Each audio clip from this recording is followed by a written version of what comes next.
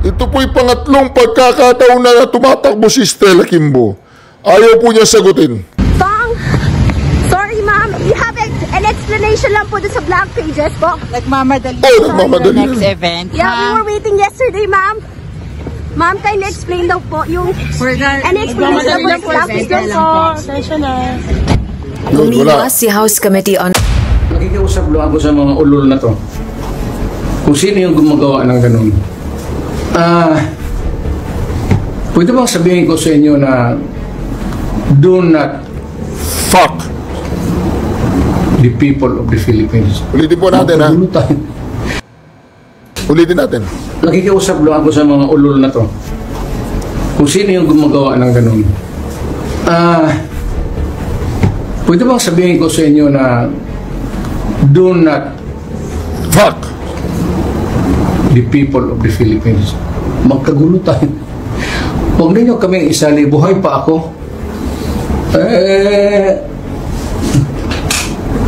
Saka nandyan yung military pati police hindi papayag ng I know them.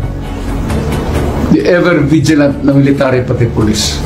Hindi papayag ng you better kayong nasa bureaucracy better stand up straight and be counted as a true Filipino. Otherwise, you are asking for your early demise. Alam mo, pag nag-kudita ito, patayan lip and right yan, baka una kayo. Alam mo, ang ayaw ng sundalo, naghihirap na nga sila para sa bayan, tapos nanakawan pa ninyo ng pera. Hindi, ibigay na lang yung sa mga sundalo sana yan. Bakit pa ninyo not good? Pinag-warning ako sa inyo, huwag kayong gumagawa ng ganun. Pagka marami, hindi papayag ang sundalo niya. Iyariin kayo, sigurado ako niyan. Kilala ko ang sundalo. Naging presidente ako. Napipigilan lang. Pero pag if it goes haywire, bahala kayo. Basta ako nagbigay ng warning sa inyo. Narinig po ba ninyo yung mga ka-reaction? Meron pong bigat yun. Merong bigat yung sinabi ng Pangulong Duterte. Alam niyo, mabait pa ang Pangulong Duterte. Mabait pa eh. Mabait pa po eh. Kasi nag-warning pa siya eh. Hindi. No kidding around. Wala nang biro to. Hindi to joke. Meron pong bigat yun. Ako, nung pinapanood ko yun, kinikilabutan ako eh. Kasi alam ko, kilala niya yung mga sundalo. Tsaka, tingnan niyo po, nagkakagulo na sila. Yung mga kampo ng kadiliman, nagkakagulo na. Hindi na nila alam kung anong isyong ilalabas nila. ICC, si Bantag, West Philippine Sea, ano pa, nilipat yung mga bombang pandigma ng Amerika, yung mga Patriot missile, nilipat nila. Marami pong issue ngayon ang nilalabas ng Malacanang o ng mainstream media. At kung makikita po natin ang mainstream media pigil na pigil pagdating po dito sa mga blanco-blanco na to. Kumbaga napipilitan lang talaga sila. Yung UNTV talagang si Asper Kadapan, nakakuha siya ng papel. Bukod kay Jasper Kadapan, wala na nakakuha. Siya lang ang nakakuha. Siguro pinatago na ng Senado. Wala daw sa website yun eh. Pero balikan natin yung tono ng pananalita ng Pangulong Duterte. Iba yung tono niya, iba yung tono niya. Mga ka-reaction, pag inintindi nyo ng maayos yung sinabi ng Pangulong Duterte, kikilabutan po kayo. Yung enrolled bill, assuming Assuming. kasi maraming possibilities dito, hindi pa maliwanag eh. Yung bang mga blanco, sino nag-fill in the blanks? Correct. Kung yung mga blanco sa BICAM report, doon sa Senate version, na siya ring, I assume, na BICAM report ng House, napila pa nito, noong pinrint yung enrolled bill, dapat bagsakan ng sisirito yung House. Kasi ang nagpiprint ng enrolled bill, House hindi naman Senate eh. Kasi kaya nga nangyari nun, iniba nila yung enrolled bill doon sa ratified na BICAM report. So kung gano'n na nangyari, ang bunto ng sisi dapat nasa House of Representatives. Alright, Reaction TVPH nagbabalik. Reaction. Napakaganda po ng mga pag-uusapan natin ngayon mga kareaksyon ha. Mantagin po ninyo itong si Stella Kimbo. Ay patuloy po ang pagtakbo niya at pagtatago sa mga reporter, mga mamamahayag, mga nagtatanong patungkol po doon sa blank. Sa issue po na meron pong blank na doon sa nakaraang bicameral committee report na tinatanong po ni Congressman Ungab. At ito po yung tagpo. Pero bago yan, ay huwag niyo munang kalimutang mag-subscribe, i-like, at i-share ang ating video. Tayo po ang kauna-unahang YouTuber sa balat ng daigdig na kung saan ipinasulat po natin ang pangalan ng ating Pangulong Duterte sa isang silver play button na nakakuha po natin sa YouTube. Nakasulat po dyan, Reaction TVPH. Thank you, President Mayor Duterte. Ayan po mga reaction. Kung hindi ka pa nakakapag-subscribe, ay mag-subscribe ka na. Alright, ito na po. Share ang ating video, di ba? Nahuli ako ng konti doon, pero at least nakanta ko, di ba? Ito po mga reaction, panoorin po natin ito kung ano pong masasabi ninyo sa video na nangyaring ito. Sorry ma'am, you have an explanation lang po dun sa blank pages po. Nagmamadali lang po Sorry. for the next event. Nagmamadali na naman! Bakit lagi nagmamadali si Stella Kimbo? Bakit lagi siya nagmamadali? Ano nangyayari kay Stella Kimbo? Bakit lagi nagmamadali? Pag tinatanong siya patungkol doon sa bicameral committee report, dapat huwag siya magmadali. Di ba? Dapat alam niya sasabihin niya. Dapat hindi siya natatakot sa taong bayan. Dapat hindi siya natatakot tanungin. Bakit siya nagmamadali? Meron kayang tinatago si Stella Kimbo? Meron kayang something? Di ba mga ka-reaction, dapat alam mo sagutin yan. Miyembro ka ng bicameral committee. Miyembro ka dun sa tinatawag nilang magician committee. Di ba? Dapat alam mo sagutin yan, Stella Kimbo. O, di ba? Dapat alam mo sagutin yan. Huwag kang tatakbo-takbo. Huwag mong tatakbuhan ang iyong problema.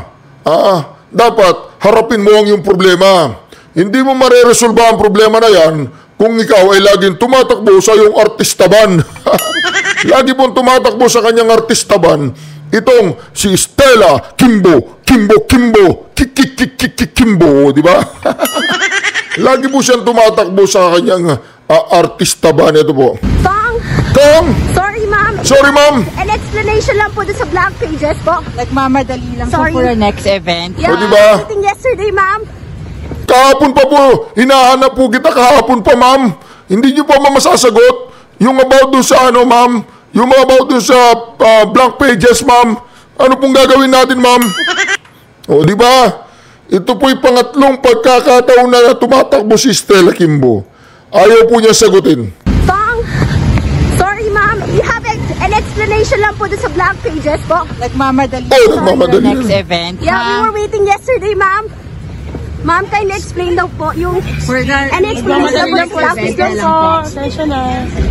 Yun, wala. Umiwas si House Committee on Appropriations Acting Chairperson Marikina City 2nd District Representative Stella Kimbo na sagutin ang mga tanong tungkol sa umano'y blankong items sa Bicameral Conference Committee report para sa 2025 National Budget. Kabilang si Congresswoman Kimbo sa Bicameral Conference Committee o BICAM na pumirma sa report at ilang araw nang humihingi ng reaksyon mula sa kongresista at mga kasamahan nito ang mga tauhan ng media kaugnay ng issue.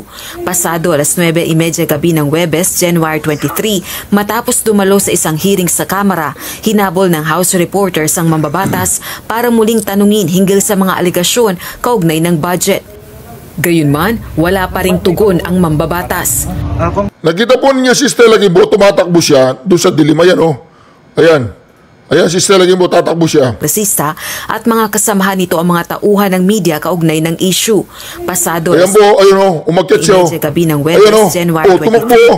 Ayun o. Matapos dumalo sa isang hearing sa Ayun, Kamara, Tumatakbo si Tinabang Stella ng Gimbo. House report. Ayun o, makyat o. Mambabatas Ayun o. para muling tanungin Oh, tumakas o. dahil sa mga aligasyon Ayun o, tumakbo si Stella Gimbo. Talaga naman, Stella Gimbo. Ba't tumatakbo ang ganyan? Kung resista ka. kaugnay ng budget. Gayunman, wala pa ring tugon ang mambabatas.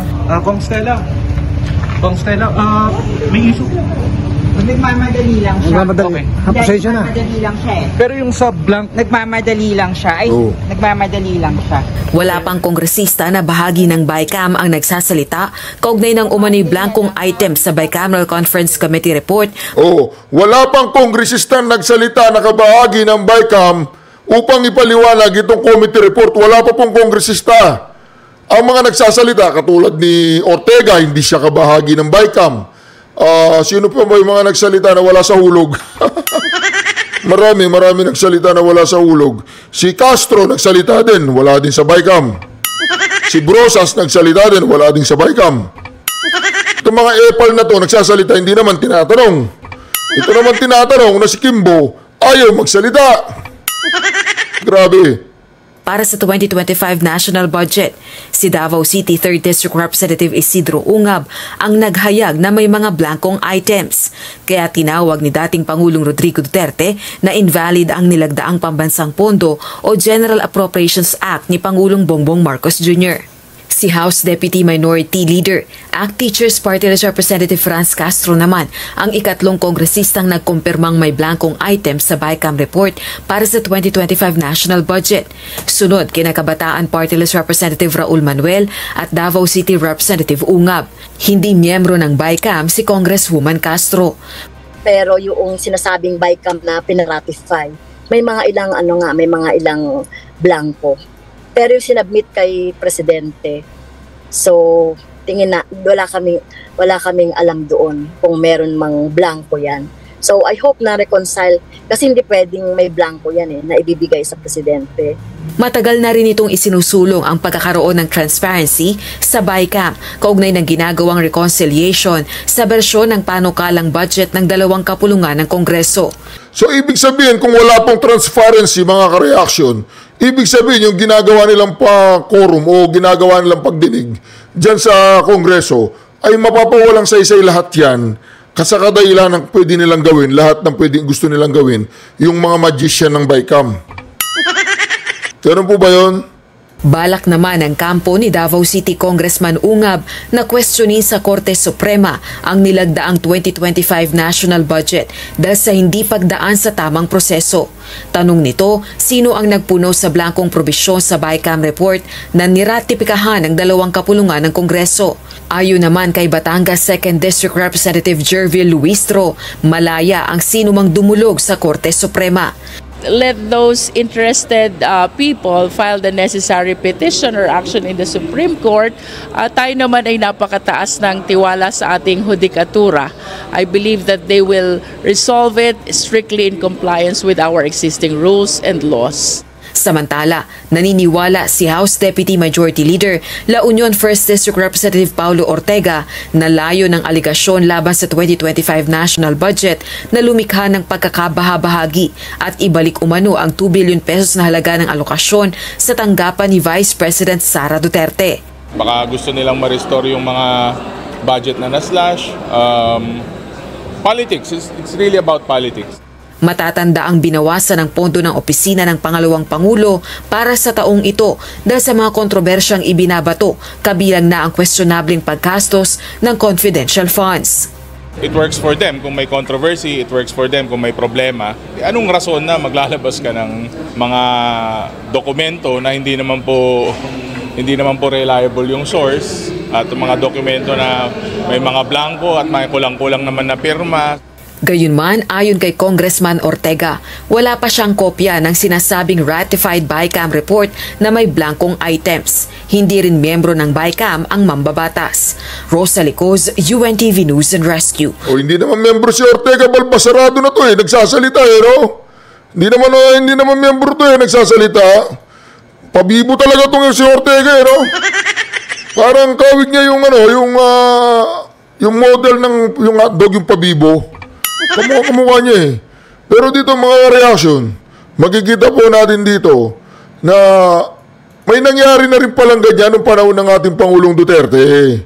Meron pong nangyaring ganyan. At nung nangyari nga yan, hindi ko po eksaktong alam kung katulad na katulad yan. At tignan po natin kung ano pong ginawa ng Pangulong Duterte dito. Pakinggan po natin ito. Yun ang unang-unang anomalya o controversy. Kasi pag pumirma ka ng BICAM report, kasi alam niyo yung BICAM report, subject to ratification, hindi pa final document yun. Correct. Although, pagdating sa plenary ng both houses at iraratify, hindi pwedeng amyendahan na yung BICAM report. It is only subject to rejection or ratification. Hindi nangyayari yung eto na yung BICAM report, magkakaroon pa ng debate pa sa, of course, pwede mangyari yun, bago mag-ratify, pwede may tumayo at mag-question.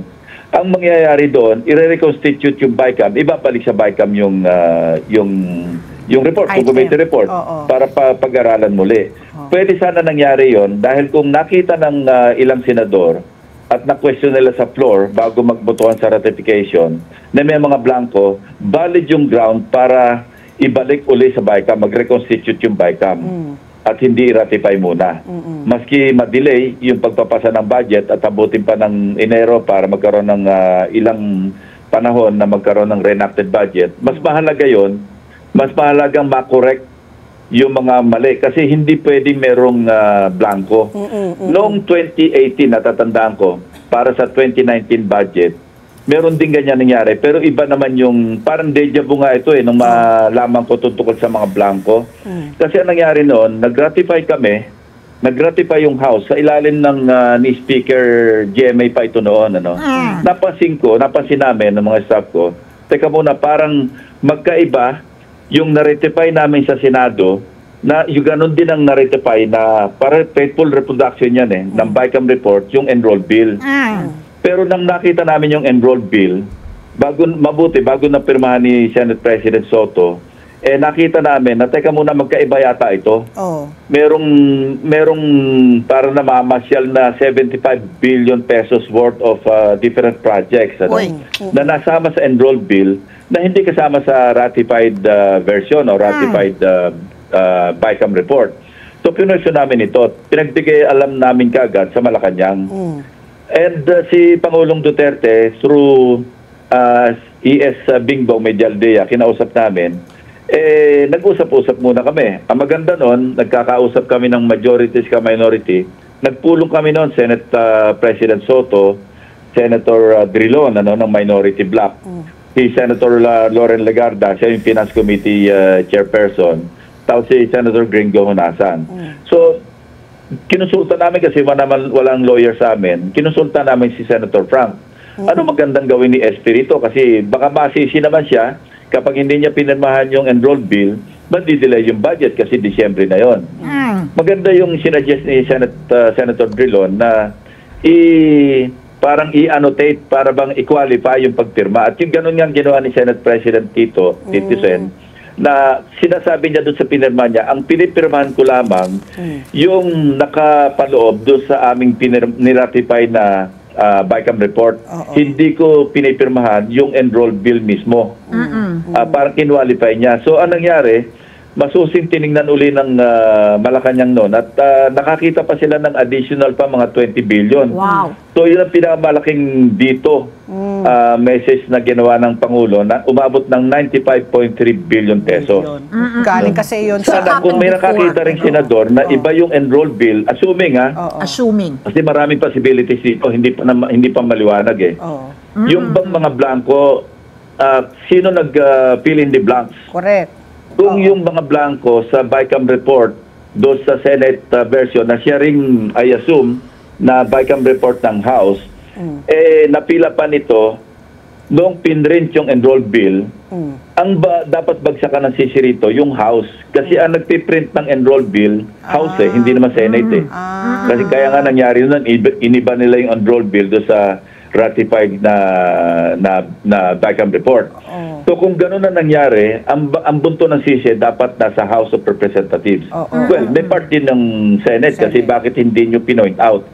Teka muna, may mga blanco ito o kaya yung BICAM report na na-ratify natin na iba sa enrolled bill. Ang isang isa pang problema na mas siguro mas malaking controversy kung as is may mga blanco. I think most of the mga blank na appropriations nasa DA Department of Agriculture, meron sa NF, meron sa PCA, meron sa Fisheries, Office of the Secretary, may mga ganon, ano. Nakita ko mismo kasi napadala na ko ng kopya. And at least 14 senators ang nakapirma doon sa BICAM report na may mga blanco. So, doon pa lang sa ginawa ng Senate, medyo may problema na kasi blanco. Kung balikan ko yung kung ang pag-fill up ng mga blanco nangyari sa pag-enroll ng doon sa enroll bill, ang kasalanan nasa House. Pero kung naipasa yung enroll bill na i-transmit sa Malacanang na may mga blanco pa rin, sino na nag-fill up ng mga blanks? Di malamang yung DBM. Or kung sino man yung mga ahensya pa na bago isumiti sa Pangulo para pirmahan yung mismong GAA, napilapan, pero ng executive branch. Mas anomalous yun kasi ang executive branch hindi pwede mag-amyenda. Pwede lang mag-veto, mag-line item veto, pero hindi pwedeng ibahin ng Malacanang kung ano yung tinransmit sa kanyang enroll bill. Hindi pwede mag-amyenda. So yun ang dapat tingnan natin. Madali lang namang makita yan para ma-pinpoint natin yung responsibility. I-compare natin yung ratified BICAM report doon sa enrolled bill. And it's no joke. Kung parehong-pareho yun at may blanco rin sa enrolled bill, lahat may kasalanan. Both legislative at saka executive branch. Pero kung yung enrolled bill filled up, kumpleto, walang kasalanan ang Malacanang. Ang may kasalanan lamang yung House of Representatives, pati na yung Senado. So, narinig po ninyo yan mga ka-reaction, ha? So, nangyari din daw po yan noong panahon ng Pangulong Duterte. At ang Pangulong Duterte po, mga ka-reaction, hindi po niya pinirmahan, ibinalik daw po niya sa House o sa Senate doon sa unconstitutional na BICAM. Ngayon mga ka-reaction, ang malaking katanungan dito, sinagot po dito ni former Senator Pampilo Lacson na halimbawa raw, yung enrolled bill, yung GAB, yung General Appropriation Bill, ay kumpleto yung number. Kumpleto, walang blank, walang pananagutan ng Malacanang. Ngayon, yung bicameral committee report, kung mayroong blank, pagdating niya doon sa enroll bill ay wala ng blank.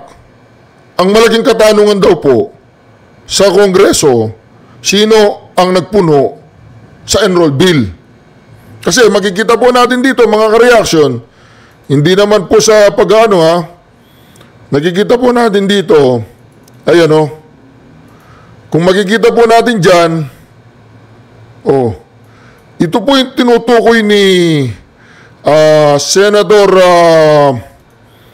ito po yung tinutukoy ni Senator Grace po, na technical staff of the House Committee on Appropriation. Ito po yung mga technical staff. Yan daw po yung technical staff. Ayan po, the technical staff of the House Committee on Appropriation and the Senate Committee on Finance are authorized to effect correction of typographical, grammatical, and printing error, as well as necessary adjustments such as performance indicators and section numbers of general and special provision as consequence of the amendment. Pero hindi po nakasaad dyan na pwedeng palitan yung halaga. So nakita po natin dito, wala po, di ba? May mga blank. So nakapirma po dyan si Grace po, Cynthia Villar, hindi po pumirma si Ronald Bato de la Rosa, Pia Cayetano hindi pumirma, si Win Gatchalian na sinasabi niya ang kanyang mga staff ay na-check. So pumirma po siya. Christopher Bongo hindi po pumirma, Loren Legarda hindi po pumirma. Dito naman po sa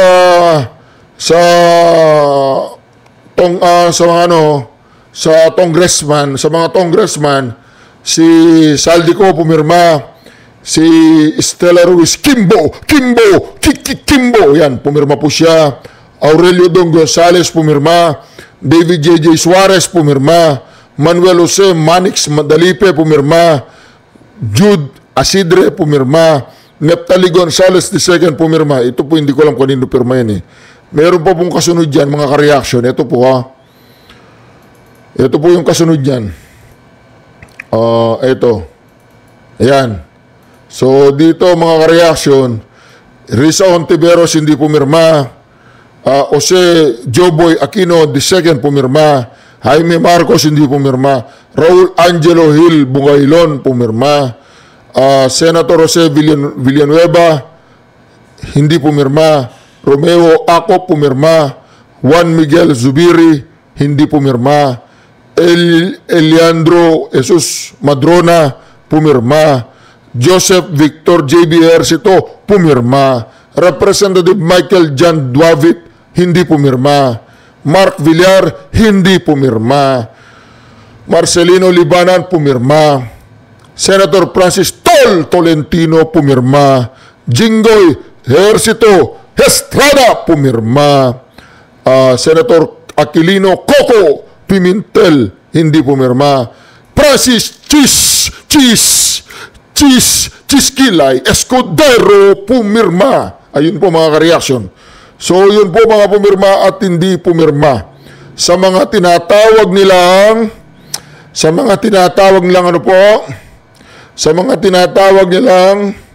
eto may tawag dyan eh. Ayan. The technical staff of the House of Committee on Appropriations. Sila daw po yung mga technical. Diba? So ngayon, Senator Grace po, ano nga ba sabi ng nanay mo? Ano nga ba sabi ng nanay mo? Yung nanay mo, ano sabi? Ano sabi ng nanay mo? Sabi ng aking ina na si Susan Roses na ang sinungaling ay kapatid na magnanakaw. Ulitin po natin. Sabi ng aking ina na si Susan Roses na ang sinungaling ay kapatid na magnanakaw. Ngayon, Senator Grace po, sino ang naglalagay ng halaga doon sa nakaraang tinatawag na bicameral committee report? Sino? Meron bang ibang chamber? Meron bang ibang naglagay ng halaga doon? Kaya dito mga ka-reaction, nagiging sobrang questionable po ang nangyayari ngayon dyan sa tinatawag na magician. Sabi nga ni Congressman Ungab, magician. Meron daw po mga nagmamagic. At syempre, pag ganyan may mga nagmamagic kung saan-saan, mga reaksyon, magaling po ang administrasyong ito. Magaling po sila. Alam po ninyo kung bakit sila magaling? Ang dami pong bagong issue na pinapalabas ngayon, katulad na lang nung issue ng ICC. Para yatang handa ng makipag-usap si DOJ Secretary Boying Remula sa ICC. At para yatang sa tono ng kanilang mga pananalita ay parang nais na rin nilang sumali muli sa ICC. Yun po ang pagkakaintindi ng mga eksperto para lamang bulabugin. Bulabugin ang nananahimik na retiradong presidente doon sa Davao.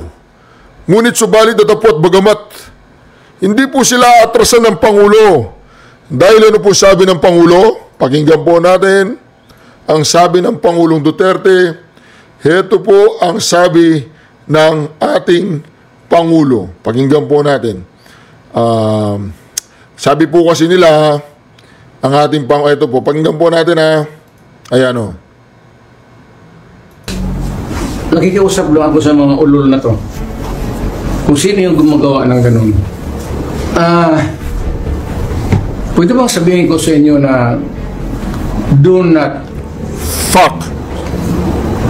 the people of the Philippines. Ulitin po natin, ha? Magkagulo tayo. Ulitin natin. Nakikiusap lang ako sa mga ulol na to. Kung sino yung gumagawa ng ganun. Pwede bang sabihin ko sa inyo na do not Fuck! the people of the Philippines. Magkagulo tayo. Huwag ninyo kaming isali. Buhay pa ako. Saka nandyan yung military pati police hindi papayag ng I know them. The ever vigilant na military pati police. Hindi papayag ng you better kayong nasa bureaucracy better stand up straight and be counted as a true Filipino. Otherwise, you are asking for your early demise. Alam mo, pag nagkudita ito, patayan lip and right yan, baka una kayo. Alam mo, ang ayaw ng sundalo, naghihirap na nga sila para sa bayan, tapos sila nakawan pa ninyo ng pera. Hindi, ibigay na lang sa mga sundalo sana yan. Bakit pa ninyo, not good. Pinag-warning ako sa inyo, huwag kayong gumagawa ng ganun. Pagka marami, hindi papayag ang sundalo niya. Iyariin kayo, sigurado ako niyan. Kilala ko ang sundalo. Hindi presidente ako. Napipigilan lang. Pero pag if it goes haywire, bahala kayo. Basta ako nagbigay ng warning sa inyo. Narinig po ba ninyo yung mga ka-reaction? Meron pong bigat yun. Merong bigat yung sinabi ng Pangulong Duterte. Alam niyo, mabait pa ang Pangulong Duterte. Mabait pa eh. Mabait pa po eh. Kasi nag-warning pa siya. Hindi. No kidding around. Wala nang biro to. Hindi to joke. Meron pong bigat yun. Ako, nung pinapanood ko yun, kinikilabutan ako eh. Kasi alam ko, kilala niya yung mga sundalo. Tsaka, tingnan niyo po, nagkakagulo na sila. Yung mga kampo ng kadiliman, nagkakagulo na. Hindi na nila alam kung anong isyong ilalabas nila.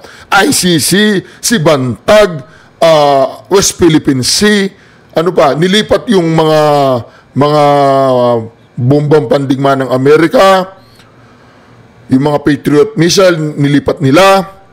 Marami pong issue ngayon ang nilalabas ng Malacanang o ng mainstream media. At kung makikita po natin ang mainstream media pigil na pigil pagdating po dito sa mga blanco-blanco na to. Kumbaga napipilitan lang talaga sila. Yung UNTV talagang si Asper Kadapan, nakakuha siya ng papel. Bukod kay Jasper Kadapan, wala na nakakuha. Siya lang ang nakakuha. Siguro pinatago na ng Senado. Wala daw sa website yun eh. Pero balikan natin yung tono ng pananalita ng Pangulong Duterte. Iba yung tono niya, iba yung tono niya. Mga ka-reaction, pag inintindi nyo ng maayos yung sinabi ng Pangulong Duterte, kikilabutan po kayo. Kikilabutan kayo. Kasi parang nararamdaman ko lang nararamdaman ko lang. Dating presidente yan, alam niya yan eh. Hindi naman yan nag-uudyok ng magkudeta yung mga militar. Hindi nag-uudyok yan. Kasi saan ba yung mga intelligent? Tanungin ko po kayo, saan yung mga intelligent? Yung mga intelligent ba nasa DOH? Siguro meron sila. Yung mga intelligent ba nasa BIPAD? Mga intelligent nasa sabihin na natin sa Department of Education? Wala po. Yung intelligent community ay nasa mga militar. So, imposible na yung mga intelligent community hindi nila alam yung nangyayari sa loob ng Malacanang. Imposible na yung intelligence community hindi nila alam ang nangyayari sa loob ng Kongreso. Imposible na mga intelligence community hindi nila alam ang nangyayari sa loob ng Senado. Bakit hindi sila kumikilos? Sabi nga ng Pangulong Duterte, napipigilan lang. Napipigilan.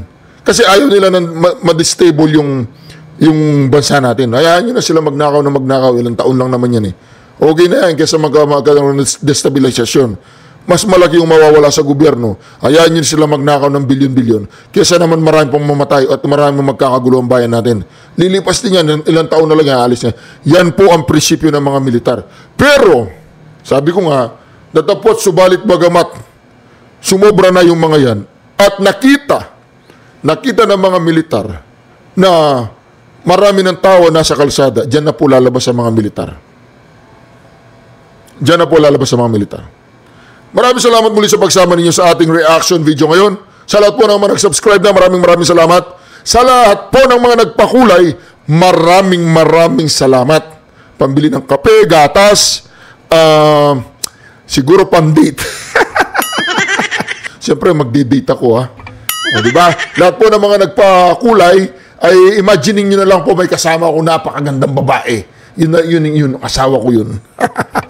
Dinedate ko yun dahil sa mga pakulay ninyo.